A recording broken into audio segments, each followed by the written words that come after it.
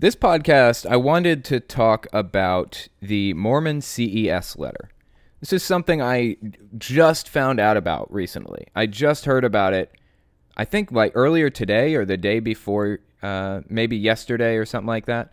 Anyway, the CES letter, as it turns out, was written by this guy, I believe Jeremy T. Runnels, I guess, is who it was written by. It was a letter written to the Mormon Church that basically poked holes in everything that they said. It poked holes in everything. And I think it was like 110 pages long or something like that. And he sent it to the Mormon Church, I guess. Well, it eventually, over time, it got converted into a book. So if you ever wonder if the Mormon Church is correct about anything, this is the place to go. Why don't you give the CES letter a read? So I figured we'd just kind of go through it, take a look at it, see what it had to say. I just took a quick glance before the podcast to kind of look at the format of it and things like that. And it looks like it's kind of a bullet-pointed list, pretty much, or a numbered list. So I figure we kind of just go through a couple of them here and see what it has to say. So the first one on the list it has are, what are 1769 King James Version edition errors doing in the Book of Mormon, a purported ancient text? Errors which are unique to the 1769 edition that Joseph Smith owned. Now, this is something that maybe not everybody would kind of get unless they were on the inside of the Mormon Church, but from my understanding, the 1769 version of the King James Bible had translation errors and misunderstandings in it. I don't really remember what they are now, but they were really they were trademark errors, trademark problems from that specific Bible. And in later editions, it was corrected, especially since we got the Dead Sea Scrolls. And I think like the 1950s, we found the Dead Sea Scrolls, which was basically a copy of like a whole bunch of books of the Bible. Somebody had copied down old books of the Bible. They were like thousands of years old, these Dead Sea Scrolls were. So we can look at the Dead Sea Scrolls and a bunch of other newer, more accurate copies of the Bible or Bible books and see that the 1769 version of the King James Bible was just, they didn't have the information, the expertise in translating, or the knowledge or the archaeology that we have today. So naturally, they're going to get things wrong that we aren't getting wrong today about it. So what we find is in the Book of Mormon, Joseph Smith was purported to translate the Book of Mormon from I'm not even going to get into his translation methods. He was basically translating it, quote unquote, from the book or from the golden plates into the Book of Mormon. And you see 1769 King James Version Bible errors in it, stated as fact in the Book of Mormon. That is damning. That is one of the most damning pieces of evidence against the Book of Mormon being real, in my eyes. So that's the first one we see here. Here's the second point from the CES letter. When King James translators were translating the King James Version Bible between 1604 and 1611, which I think that's the first version. I know that's the version that Jehovah first appeared, and it didn't have a J. It had an I because J's didn't exist yet. It was IEHOVA in this version. So when the translators were translating it between 1604 and 1611, they would occasionally put in their own words into the text to make the English more readable. We know exactly what these words are because they're italicized in the King James Version Bible. What are the 17th century italicized words doing in the Book of Mormon? Word for word. What does that say about the Book of Mormon being an ancient record? Here, and it gives a few examples.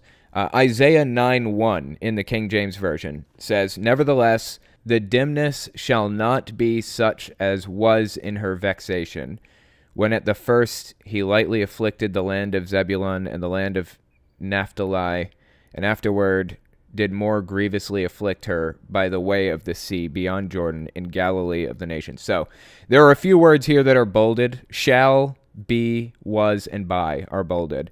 And apparently, so those words were added by the translators in like 1604. But the Book of Mormon evidently had those exact words, that exact phrasing, everything in it when Joseph Smith translated it. Why? That doesn't make any sense. If the Book of Mormon was independent and from God, you shouldn't have seen things like that. That is damning evidence against the Book of Mormon having been translated by Joseph Smith legitimately. It's damning evidence against it. So it says, the above example, 2 Nephi 19:1, dated in the Book of Mormon to be around 550 BC, quotes nearly verbatim from the 1611 AD translation of Isaiah 9:1, King James Version, including the translator's italicized words. Additionally, the Book of Mormon describes the sea as the Red Sea. The problem with this is that A, Christ quoted Isaiah in Matthew 4:14 and 15 and did not mention the Red Sea. B, Red Sea is not found in any source manuscripts. And C, the Red Sea is 250 miles away. So, this book, the Book of Mormon, is being presented as something that is independent and given to Joseph Smith by God.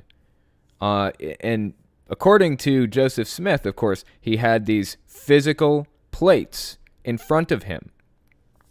Okay, I said I wasn't going to get into the translation problems, but I'm going to get into it a little bit. Now, I want you guys to come into this understanding that I was never a Mormon. I don't know this material like an ex-Mormon or even a current Mormon would know. So I'm kind of wading my way through it as best I can because I feel like it's an important subject. So bear with me if I mess things up. You can correct me in the comments. But from what I understand, Joseph Smith started out, the story goes, he found these gold plates with stones buried in the ground outside of his old childhood home. I think he said he was 22 or something when he found it. And they sat there for 5 years or somewhere in there. A long time, years. They sat there for years because an angel came down and said, it's not time to get these out yet. Just leave them be. So he's building up the hype this whole time, and then he purports to pull the gold plates out with the stones, and he uses the stones to translate these gold plates. So I guess he doesn't really go into a whole lot of detail about how he did this, I don't think.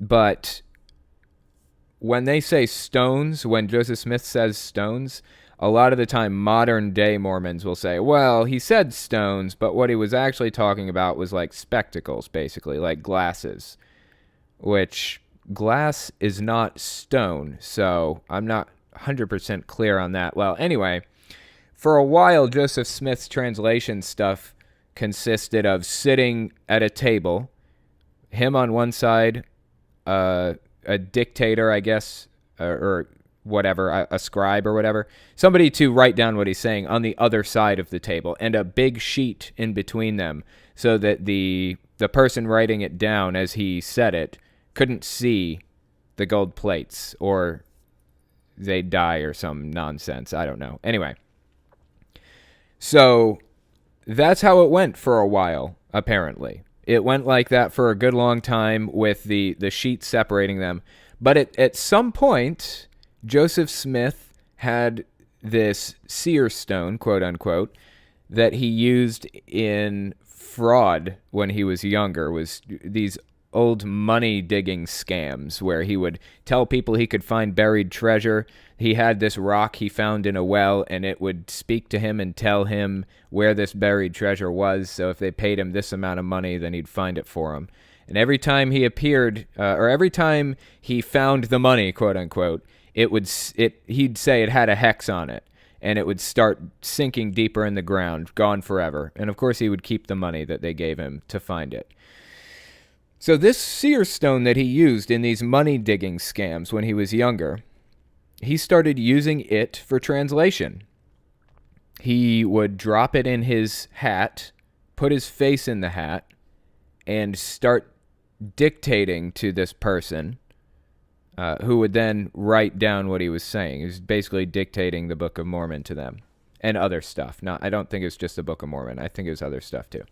So anyway, it started out with the veil and the gold plates and everything, and then it moved to just throwing a rock in a hat and telling the person what was being said. And people say it's such a complex story. How could he have possibly remembered all of this and blah, blah, blah. I'm sorry, that argument does not hold up for me at all. Let's continue on with the CES letter, get a little bit more information on why this is just such a ridiculous idea. Okay, so we just hit number 2, and that was basically exact quotes from the King James Version of the Bible and including the errors in it. So let's take a look at number 3. The Book of Mormon includes mistranslated biblical passages that were later changed in Joseph Smith's translation of the Bible. These Book of Mormon verses should match the inspired JST version instead of the incorrect King James Version that Joseph later fixed. A typical example of the differences between the BOM, KJV, and JST. I'm guessing BOM and JST are just different versions of the Bible. I'm not sure what they are, though, BOM and JST. But King James Version is KJV. So anyway, they give us a couple of examples. 3rd Nephi, Matthew 6:25, Matthew 6:25 again. Just from different versions of the Bible.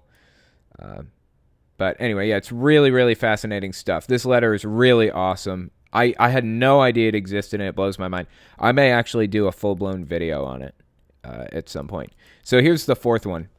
DNA analysis has concluded that Native American Indians do not originate from the Middle East or from Israelites, but rather from Asia, because Mormons make a lot of claims about Native Americans and how they're the descendants of different people from the Middle East and things like that. So, DNA evidence can prove or disprove that. That's a factual claim. We can know one way or another if that's true, right? Why did the church change the following section of the introduction page in the 2006 edition Book of Mormon shortly after the DNA test results were released? It said, "The Lamanites, and they are the principal ancestors of the American Indians." And then they changed it to "The Lamanites, and they are among the ancestors of the American Indians." So they actually changed what the Book of Mormon said. That's fascinating. I had no idea they did that. Update. The church conceded in its January 2014 Book of Mormon and DNA Studies essay that the majority of Native Americans carry largely Asian DNA. The church, through this essay, makes a major shift in narrative from its past dominant narrative and claims of the origins of the Native American Indians. It's so fascinating. This is such a valuable letter. I can't believe I didn't know this existed before. I'm going to read through this entire thing. And it's free to download. Like, I just got this off the internet. Anybody can get it for free. The PDF, at least. You can buy a hard copy of it, I think, off Amazon. But it blows my mind. I didn't know about this. I just heard about it from Mr. Atheist like a couple days ago. I may end up doing a full-blown video on it on my main channel. But anyway, I mentioned this a couple of times. I never go in my spam box. I just don't bother. YouTube puts stuff in there automatically. Like if somebody posts a link to a shady website, or if they put a whole bunch of smiley faces one after the other or some other thing, then they'll put it in spam. Also, YouTube users have a reputation, so if you get marked as spam on some other people's comment sections, then you'll probably get marked as spam on mine too. It's just how it works. It's your reputation. So I noticed this person said an ad for pureflix.com came on after viewing this video. That is apparently considered to be a questionable website, a shady website by YouTube. If you guys don't know what Pureflix is, it's just awful. It is Netflix for Christians, I've come to find out. They have a bunch of like Christian shows on there, Christian movies. It's all everything Christian. It's so bad. It's basically like a Christian production company. I think that they sponsor things like God's Not Dead and all of that other stuff. Ray Comfort's garbage that he puts out. Anyway, see, this is my dilemma. Do I accept the comment? It's not spam. It's not a spam comment. They're just telling me. But I don't want to advertise for PureFlix. And it is a link, so I don't know. I'm just going to delete it. But anyway, so this person says the mom looks like Coraline's other mother. Yeah, talking about Caleb and Sophia's mother. She does look a lot like the other mother from Coraline, doesn't she? That was an odd movie. It was a very Tim Burton-esque movie. All right, I'm accepting that one. The part about using unleavened bread for the Last Supper is biblical. The part about leaven or yeast being a symbol of corruption is not. On the contrary, Jesus compared his followers to leaven in the body of humanity. The reason unleavened bread would have been used for the Last Supper was that it was a Passover observance, and no leavening is used in Passover meals to commemorate the fact that the Israelites escaping Egypt had no time to let their bread rise, and only unleavened bread when they escaped. So this person is basically, I mean, I can't speak to the accuracy of the comment. I think it sounds right to me, but, I haven't researched it at all. But if it were true, it would be another example of Jehovah's Witnesses just extrapolating from information that they had and applying it to their lives and ending up with this really weird, messed up doctrine as a result. All right, I'm accepting that comment too. Okay, so we've got one person sending a whole bunch of comments. Well, the exact definition of it is harder. For context, the comment under which this person commented was, even if the gravitational waves detected were from the Big Bang would still be in the theory category. And this person said, well, the exact definition of it's harder. It was an expansion of space itself, for instance, rather than a straightforward eruption detonation. That was actually from today's video, the Bulletberry video. Okay, so this person is saying, Mr. Temporal, you know what, I'm going to accept these because this sounds legitimate to me. Y'all sound like colonizers to me. We don't all speak race politics, I'm afraid. It's mainly about logic and debate. Yeah, I'm accepting that one too. This person seems fine. I don't know why they're going to spam. Probably because they were marked spam by somebody else. But anyways, so this person saying even if the gravitational waves detected were from the Big Bang would still be in the theory category. Bulletberry explained this in his video. A scientific theory is not the same as a colloquial theory. People continue to mix these things up.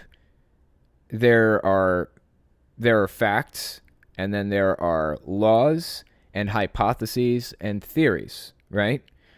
So there's the fact of evolution, and then there's the theory of evolution. There's the fact of gravity, and then there's the theory of gravity.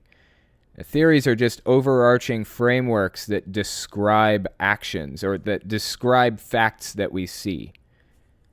By saying the Big Bang would still be in the theory category, yeah, it is a theory, but we also have facts to back that theory up. The universe is expanding. That's a fact. We know that. It was once a lot closer together.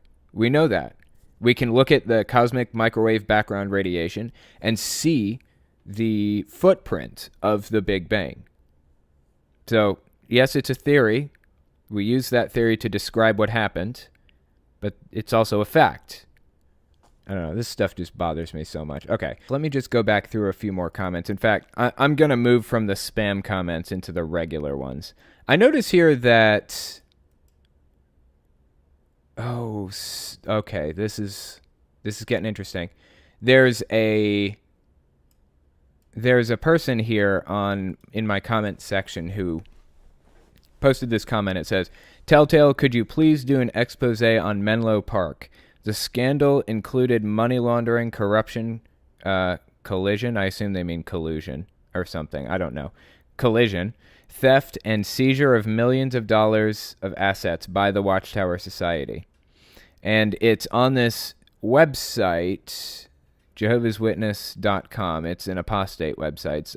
I've seen it. I have an account there because some people, or one specific person, was spreading this weird rumor about me that I was trying to crowdfund a film that I wanted to make, and then I took the money and went to Europe or some weird something or other. Anyway, it was literally nothing about it was true. Nothing, like not even a little bit. I've never tried to crowdfund a movie or anything actually, aside from like Patreon. But anyway, usually I don't open links. I don't even go to links. I just delete the comments. But you know what? I'm gonna pull this one up and take a quick glance here. JW Leaks has published court documents relating to the removal of the body of elders in the Menlo Park congregation of Jehovah's Witnesses, California, USA, the seizing of control of millions of dollars of congregation assets by Watchtower. Interesting. Okay, so here's one thing about this. Okay, so Jehovah's Witnesses have this thing that they call the master plan. This gets really complicated. I've talked about their finances before on my YouTube channel, but the way it works is the congregations used to be privately owned, and the Watchtower Society, the company that is Jehovah's Witnesses, basically. It's the Christian Congregation of Jehovah's Witnesses and the Watchtower Society. So the Watchtower Society is the printing press for the Christian Congregation of Jehovah's Witnesses. It's all owned by the same person, pretty much, or the same group of people. So a while back, they were trying. They've been hemorrhaging money because they've been having to pay out just millions of dollars to make up for these court fees. They have been sued out the ass by people because of these child abuse cases. They've been people have been awarded $45 million, like $90 million, just tons and tons of money that these people are having to pay out. And as a result of that, Jehovah's Witnesses have had to downsize a lot. They had to come on. They sold their headquarters and had Jehovah's Witnesses build new headquarters for them that's smaller than the others. They laid off a third of their workforce on their cult compound. AKA Bethel. They cut down on how much literature they were printing and producing, and they tried to switch over to apps. And here's another thing that they did. They tried to institute this master plan, where is what they called it. That's their word for it. Where, you know how airlines will sell, like if a plane has like 100 seats available, the airline will sell like 120 seats because they know like 20% of the people aren't going to show up. So they will overbook. And that way they, usually the plane ends up full, completely full. And they make all of their money. They're not wasting any. Well, that's pretty much what Jehovah's Witnesses did with their congregations. Instead of the Watchtower Society, this is how it used to work. The Watchtower Society used to loan money to buy property or, building materials or things like that. They would loan money, and the congregation that built that Kingdom Hall would pay that money back over time.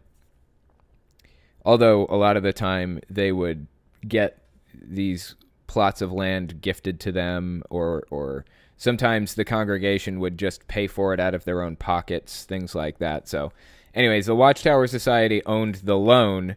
The congregation owned the Kingdom Hall and the property, right? Well, when this master plan was instituted, the Watchtower Society took ownership of every Kingdom Hall. It was all deeded over to the Watchtower Society.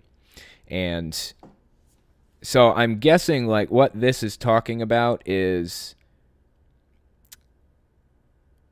it says here, trying to find it, Watchtower Society seized control of millions of dollars of congregation assets.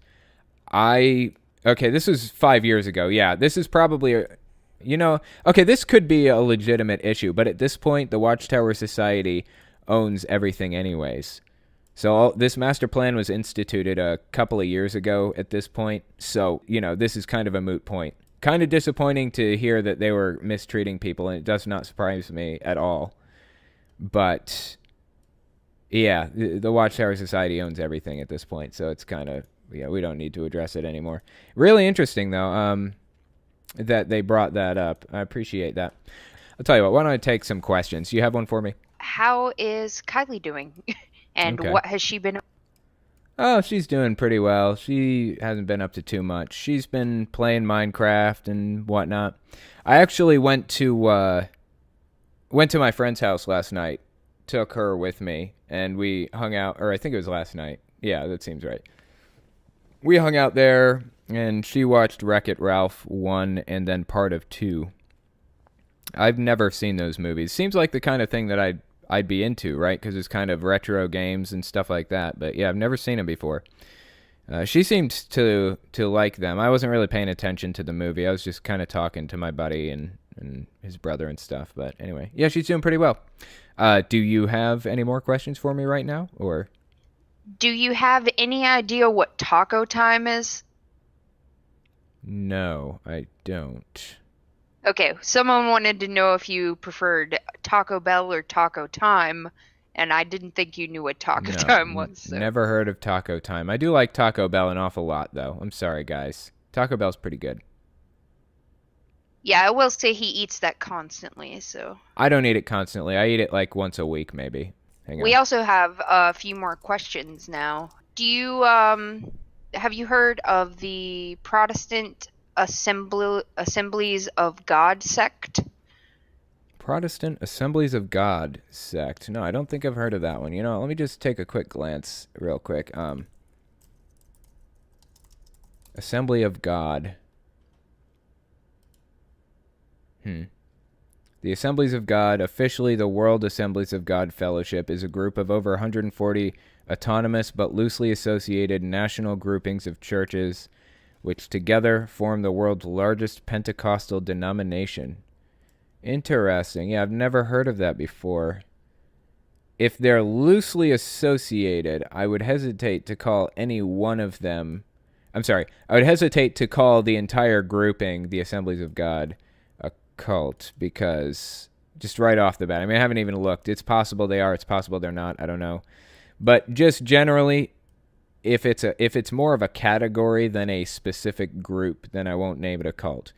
For example, I don't call Christianity a cult because it's more of a category than a group. If we want to call something a cult, we need to drill down and get to a group of people that identify strongly with a very specific set of beliefs and ideals and hierarchy and everything. Christianity doesn't have any of that stuff. Christianity is just the idea that you believe in Jesus and his teachings. It's that simple. It doesn't get more complicated than that, really. Islam is the same way. It's not a cult because it's a category, not a group.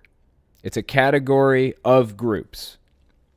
And feminism is a category, not a group.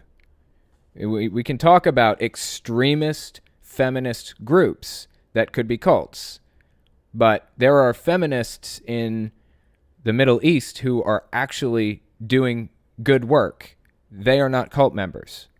That's why I can't call Christianity a cult, can't call Islam a cult, can't call feminism a cult. It just does not make sense. But I'll meet some people halfway here and say that there are some very extreme feminist groups that I would call cults. Anyways, do you have another question for me? Yeah. Have you ever gotten someone to convert when going door to door? And if not, what's the closest you've gotten? It's an interesting question. No, I have not. So I talked about this last one, I think. I've never converted anybody as far as I know. But here's the thing. So the John Cedars YouTube channel, a.k.a. Lloyd Evans is his real name. He wrote a book called The Reluctant Apostate. And in that book, he talks a lot about the amount of work and time and effort that goes into converting a single person into the Jehovah's Witness religion, very specifically. So it takes about 80.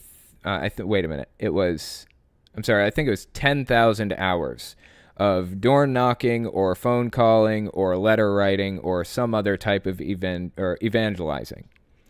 It takes about 10,000 hours, which if a Jehovah's Witness is just doing their normal baseline amount, say 10 hours a month or something, it could take them decades and decades and decades to just convert a single person. Now, those numbers were a lot lower in the 90s and early 2000s. They converted a lot more people when they knocked on doors, but I think since the advent of the internet, it's gotten a lot better. Jehovah's Witnesses just, not only are they hemorrhaging numbers, they're having an awfully hard time bringing new people in. So that's pretty awesome. That's really good to hear. What is your favorite song? My favorite song? It changes. It varies from time, day to day mostly, but I'm a really big fan of Tool. It is my favorite band by far. I love Tool. Some of my favorite songs by them include Push It, which is probably my favorite just lyrically. I really love the song and its lyrics. I also like Right In Two, and that's a unique choice for an atheist because a lot of Christians use that song, Right In Two, to kind of push their Christian agenda. But one thing about the person who wrote the lyrics for that song, Maynard James Keenan, is he is an atheist. Well, mostly atheist. I mean, he doesn't believe in Christianity in any stretch of the imagination. He wrote a song called Judith for another band where he talks about fuck your God, your Lord, your Christ, and all this other stuff. So he's not a believer in Christianity, but the perspective that he takes in the song Right In Two by Tool is one that Christians like to latch onto and kind of use to, I don't know, promote their beliefs or whatever. You know, let me just look up the lyrics real quick. So here are the lyrics. Here are some of the significant lyrics. Angels on the sideline, puzzled and amused. Why did Father give these humans free will? Now they're all confused. And then he says, don't these talking monkeys know that Eden has enough to go around? Plenty in this holy garden, silly monkeys. Where there's one, you're bound to divide it right in two. So the point behind the song is kind of the fact that we're nothing more than just monkeys on this rock flying through space. Why do we care who owns what piece of land? You know, is it really worth murdering millions and millions and millions of people over? Is it really worth that? And then he says, this is one of Tool's most famous lines right here. It says, repugnant is the creature who would squander the ability to lift an eye to heaven, conscious of his fleeting time here. Now, like I said, Maynard is not a Christian in any sense. For all intents and purposes, he is an atheist. So this line here is used a lot of the time by religious people to say, oh, look, Maynard is a Christian, and this is a Christian song, and it's such a great song. But that's not accurate. It's being misread if that's how it's being interpreted. To me, that line is, we have consciousness here, and we have the ability to appreciate where we are and what's happening. And it's disgusting to think that somebody would take that for granted. Take what little time we have here for granted. But anyway, it's a really fascinating song. I really like it, honestly, just for the beat alone. It's a very tribal-sounding beat. So that song, Push It by Tool, is really good. Anima or Anima, I think is how it's pronounced. Anima is another good one. It's a very dark song, and I have a really dark part of my personality. So, just a lot of really, really good music comes from Tool. The Pot. But also, in addition to Tool, I'm a really big fan of Pantera, Metallica, Megadeth. Metallica has completely sold out at this point. I mean, I don't believe in this whole selling out thing. Like, I will advertise. I have no problem advertising. I have to make money to do the job that I do, period. Nobody does anything. Nobody can work for free. Nobody can do their life's work or make a living without making money, bottom line. So I have no issue with advertising. But doing something that goes against my moral values for money, that's selling out to me. I won't do something that goes against my moral values for money. Or doing something that shows how corrupt my moral values are. That's kind of how I feel Metallica went. That's the direction I feel Metallica went.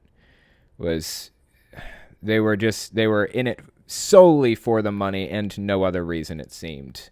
I don't know if that's accurate or not. Who knows? But they still make good music. So, yeah, like Metallica, Megadeth.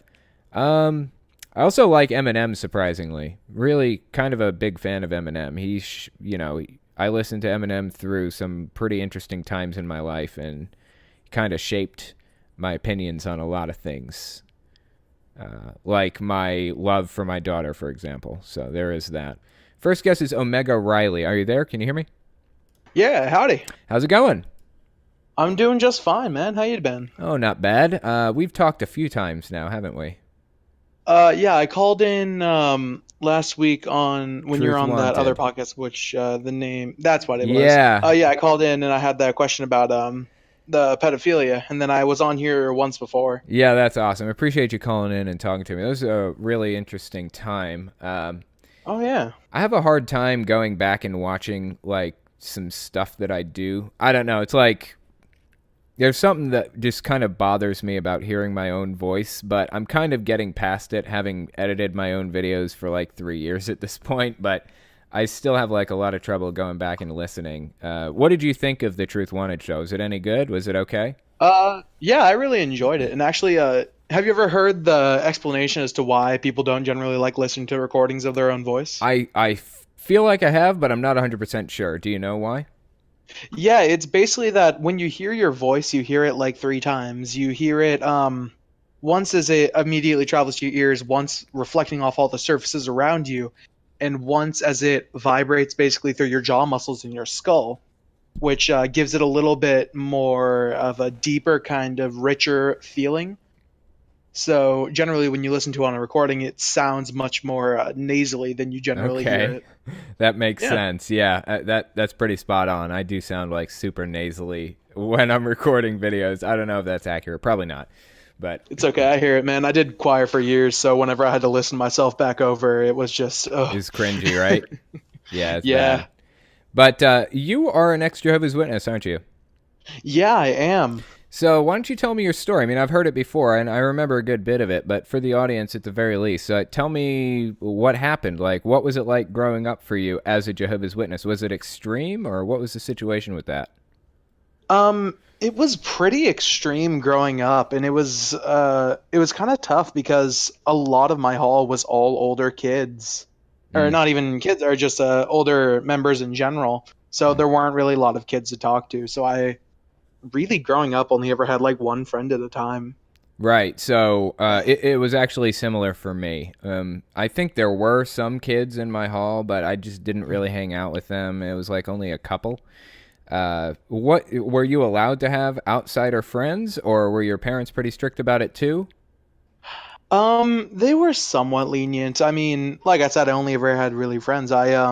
Growing up, I was good friends with my next door neighbor who, their father is actually a pastor who ran a separate church. Oh, and wow.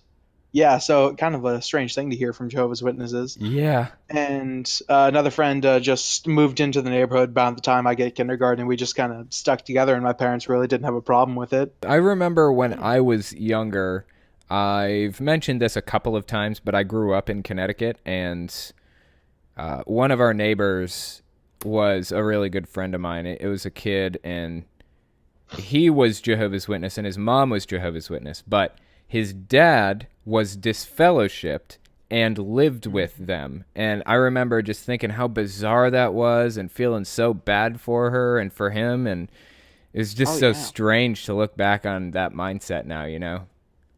Oh, absolutely. Yeah, it's just crazy to think how we thought, like the mindset that they put us into, and the things that the way we felt about things, like the way we felt about being persecuted. For example, the way I felt when I had dogs released on me in service. I'm sure if you've been in service, things like that have happened to you, right? I mean, Oh yeah. everybody has a story like that. Do you have a story of like some crazy thing that's happened to you in service? There were a couple. When I was super young, I was insanely devout. Yeah. It was really something. And I remember that I would always go out service whenever I could. And I remember there were a couple of times that there were some weird incidences. I know that one time someone definitely let their dogs out into their backyard, and Mm. I don't know if they were planning on opening the gate on us or anything. Mm. But it There's another scared you, I time. imagine. Like you were Oh, wondering. absolutely. Yeah. I had no idea. I had heard all these horror stories and all Yeah. that kind of stuff. Um, I remember one time, and this is somewhat SFW, but I was probably around 8 or 9 at the time, and we went to knock on the door, and some guy just walks up to the door, totally in the buff. Really? Oh, that's Oh awesome. yeah.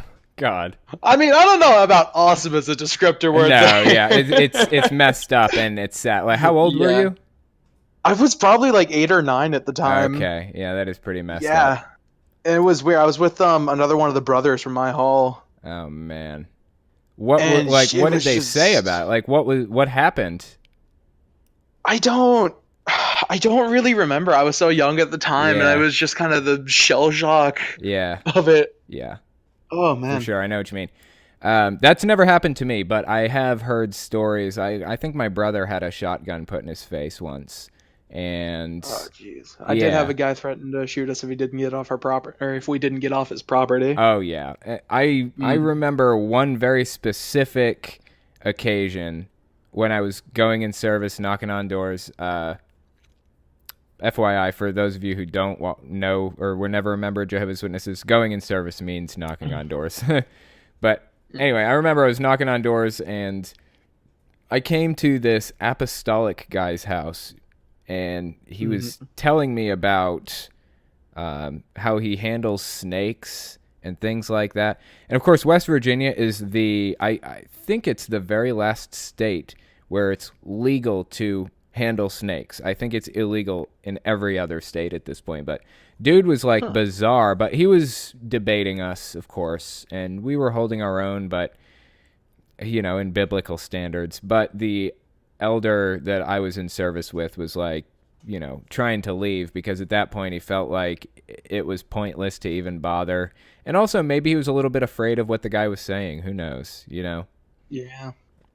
But it's really fascinating to look back on that whole mindset now and think about how we viewed things, and because we really do have like a mask that we put on at that time, right? Oh, absolutely.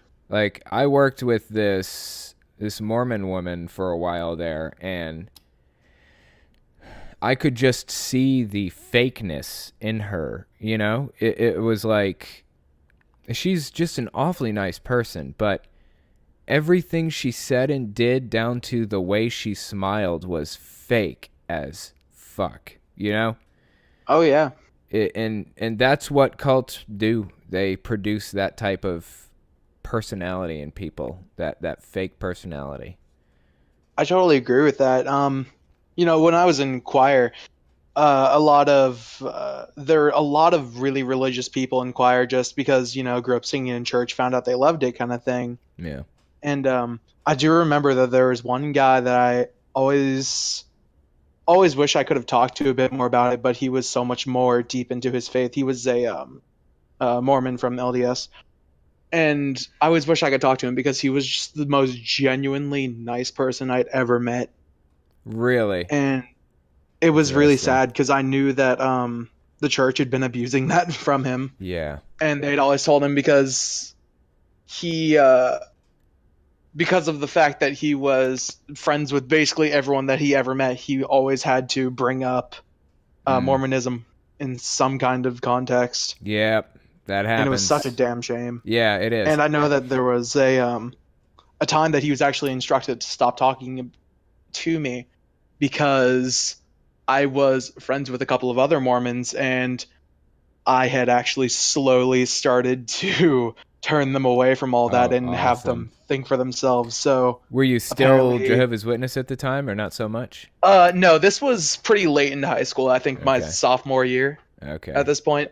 Right. But apparently, that I'd gotten enough of their kids to start misbehaving, or at least not in the manner that they wanted, that someone told a bishop, and then bishop kind of talked to a couple of kids that went to my school and said, "Hey, you need to stop talking to this You're kid." bad association now, huh? Yeah, and I was really proud of that. I'm not gonna Yeah. lie, I still Oh am to yeah. this day. Yeah, I take pride in it now. That is awesome, man. I love it. Yeah. But anyway, I Ugh. appreciate you coming on and talking to me again. It's been awesome. But Yeah, yeah, man, always a pleasure. yeah, I'm sure we'll end up talking again. So I'll talk to you Yeah. next time, okay? Yeah, you have it going, All brother. right. I notice a lot of different groups are kind of disproportionately Christian, and I can totally see why choir would be disproportionately Christian, because that is a really big thing in church. Not necessarily with Jehovah's Witnesses, really. I mean, we do sing. Notice I'm saying we. They do sing before, like, before the meetings and after the meetings, during the meetings, so on and so forth. But it isn't really like that. It isn't as big as you'll find in other churches. But yeah, that does make sense. You'd find that. Anyway, so the next person I wanted to talk to was, wait a minute, somebody I talked to last time too. Fetus Deletus, are you there? Yeah, I'm here. Can you hear me? I can hear you, indeed. Yeah, we just don't have many people that are on the list, strangely. I guess, I wonder if there's like some event going on tonight or something. We have like Yeah. 18 people in the voice chat right now, but none of them are on the list, strangely. So anyway, yeah, we talked last time, but do you want to Actually, do you want to remind? thinking I was gonna. what Oh, is- sorry. No, go ahead. Thinking I was gonna come on like weeks later. I didn't want to steal anybody's spot since I came on last time. Oh no, it's fine. Yeah, I mean it was an interesting conversation last time. Anyways, do you want to remind me? I feel like you said you weren't religious growing up. Is that right? No, I was never really religious. Right, and your parents weren't really religious either. No.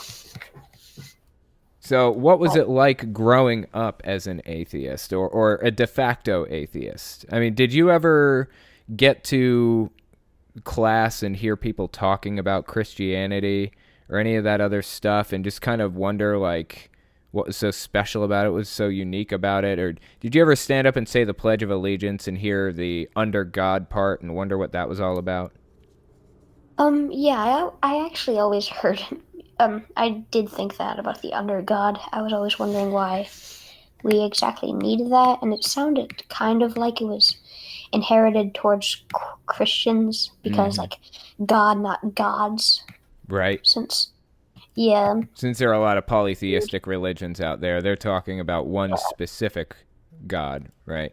yeah, It's a good and point. like the most mainstream,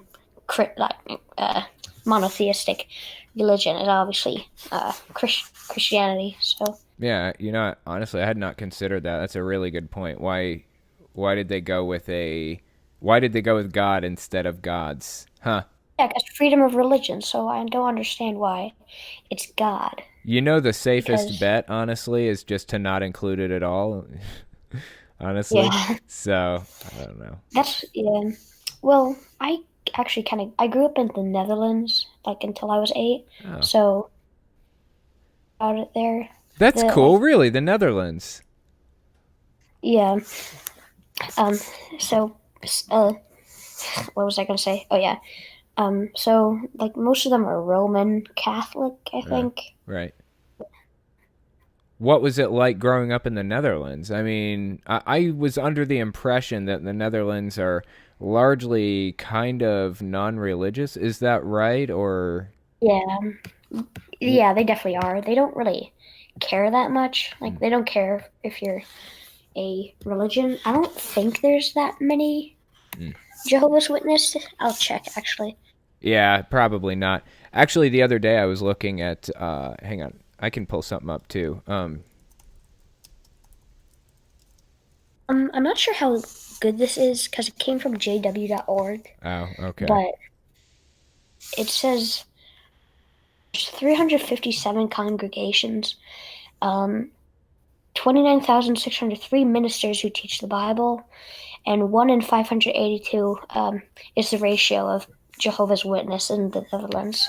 You know, something that I've come to find out about jw.org is they're kind of hit and miss. So they'll be accurate about some things and just completely off with other things. One of the things that I suspect they're telling the truth about is their numbers. And the reason I think that, or at least part of the reason, is because they're actually reporting negative numbers in some countries now. If they were lying about their numbers, I imagine they wouldn't want to show the negative numbers. Also, apparently in Australia, they put religion on their census recently, like what denomination or whatever are you? And the number of people who claimed to be Jehovah's Witness actually matched up with what the Jehovah's Witnesses reported in Australia. So that leads me to believe they're probably telling the truth about their numbers, but it's really hard to tell, you know. But anyway, yeah, that's pretty interesting stuff. So what was it like growing up in the Netherlands? Like, tell me about the place. I don't know anything about it. Do you remember it? Because I moved out of Connecticut when I was about 8, so. Yeah, that's where I'm from. Really? You're from Connecticut? Truth Wanted when you were on. So. Right. Yeah. Oh, and you asked me which part. Yeah. Oh, yeah. And then I realized I was on the eastern live, part. I'll so say I that. I'll say it's the eastern part. Around Hartford. Yeah, somewhere in there. Oh, by the way, somebody in Special Events text, the meme chef said, the reason the underguard part exists in the IRC because we were trying to be as different from the Soviets as possible. Yeah. So we added that in. Okay. Yeah, that was added Thanks. in like later too. It was recently. I think it was like in the 50s or something, or I don't even remember now. But it was reasonably recent, and I think it was put in there around the same time that Money had "In God We Trust" added. They were just trying to. About the Soviets. Yeah, there was like this big atheist scare. That's part of the reason why the word atheist is so scary now to people, I guess, because the Soviets were atheist, China is nationally atheist, and atheism and communism kind of came together in a weird hybrid at the time, so... Yeah. I know one thing that was surprising when I moved from the Netherlands back to America. Because, like, I'm not Dutch. My parents just live there. Right. For, like, a little bit. And, yeah. Like, I was with my friend, and I feel that I didn't really have any big experiences with it, but I feel like they were so much more centered on religion. Like, I was at my friend's house once, and I said, like, oh, God, like, I forgot something. And they were like, the mother or something heard me and was like, oh, don't say that. Say, like, really? Oh, my stars, or okay. something like that. Oh, man, you gotta love those replacement phrases, don't you? Like, oh, my stars, Yeah. or oh, gosh. Ugh. Oh, my Jupiter. Yeah, it's just so bad. It doesn't work. Sometimes just for laughs I'll say it, though. Just purely ironically. Like, I'd never say that unironically. So, I'll say something like, gee willikers, or jeepers, or something. It's just so bad. Or, oh, frick, yeah. I think somebody said, oh, frick. zoinks. Yeah. It's so awful. But anyway, yeah, it's been cool having you on again 2 weeks in a row. So that was pretty awesome. Yeah. And then on the Truth Wanted show, I appreciate you calling in there and coming on and talking to me for this time. I'm sure thanks. I'll talk to you again one of these days, okay? Yeah. Oh, could I actually ask one more question Sure, what's on up? behalf of Nope Sauce?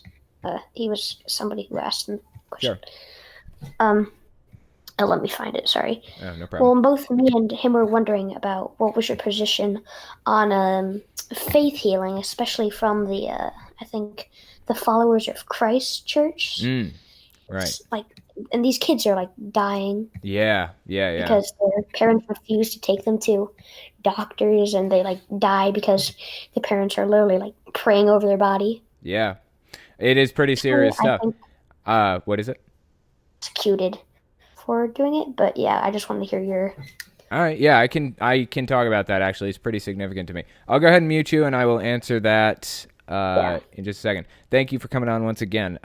So about faith healing, I don't know if you guys have heard of Darren Brown before, but I'm going to go to YouTube and pull it up real quick. I'm not going to play the video, but yeah, this is Darren Brown. So I guess he did a documentary on faith healing called Miracles for Sale, I think. It's like an hour and 13 minutes long. Really, really good documentary. He basically, so Darren Brown is this magician, quote unquote, or mentalist, I think is actually what he's called. He's an atheist. And he has pretty much, he does these magic shows where he does this really, really amazing stuff. He's an entertainer, but he encourages critical thinking and discourages, woo, basically. So he did this documentary on faith healing, exposing it and pointing out how bad it is and the terrible things that come from it, the people who die every year because of faith healers. And he pretty much trained this guy to be a fake faith healer. He trained him to do the same things that faith healers do, to try to trick people into believing him, and of course doing it in a non-harmful way, and in the process proving it to be just complete BS. You guys should definitely watch that. It's really, really interesting. In fact, I may watch it again after the podcast. But yeah, Darren Brown's really, really awesome dude. But anyway, yeah, faith healing is really toxic. I should really do a video on it one of these days. That's about it for our time. Appreciate you guys coming. I will talk to you next week.